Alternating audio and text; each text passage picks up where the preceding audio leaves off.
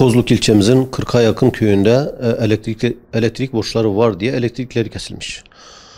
Bu hususla ilgili tabii elektrikler kesilince köy halkı da susuz kalmış. Bu anlamda ciddi bir sıkıntı çekiyor. Köy halkı imkanı olanlar kuyuları kazmak suretiyle sularını temin ediyorlar.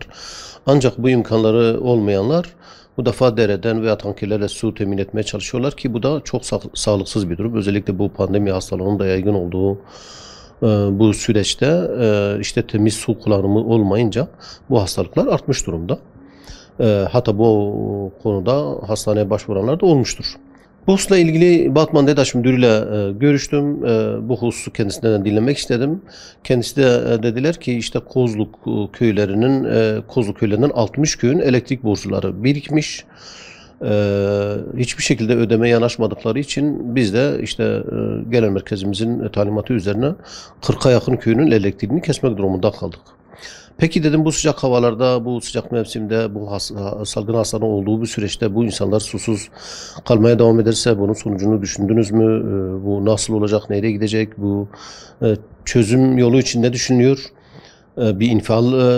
Halk bir infial durumunda diye söylediğimde kendisi doğrusu biz işte köy temsilcilerinin, muhtarların, azaların gelip bu ödeme ile ilgili bir plan konuşmalarını istediklerini belirttiler.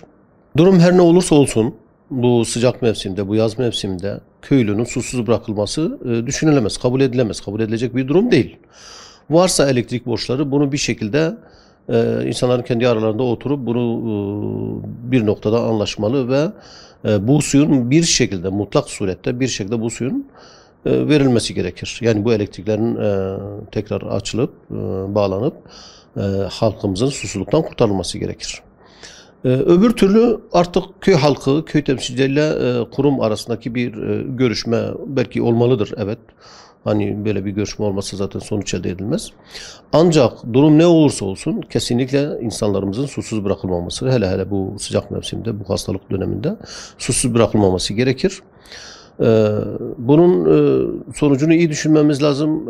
Eğer bu elektriklerle bu su temin edilmeyecekse farklı yollara gidilmesi lazım. Belki işin en tabii yönü suyun elektrik sarfiyatı olmayan, elektriğe ihtiyaç duymadan bir şekilde temin edilmesidir. Bu da farklı bir projedir, farklı bir programdır.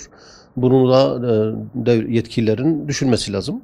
Yani hayatımız eğer kaderimiz elektriğe bağlanmışsa, bağlanacaksa bu elektriklerin kesilmemesi ve bir şekilde bunun çözümüne gidilmesi lazım. Batman ve çevresinde ne olursa olsun bunun birinci muhatabı mülki amirlerdir.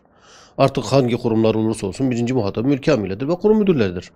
Mülki amirlerin hemen bu köylerin muhtarlarının temsilcilerini çağırıp bu kurum yetkilileri bir araya getirmesi ve kendisinin de hakemliğinde bir çözüm yoluna gidilmesi gerekir.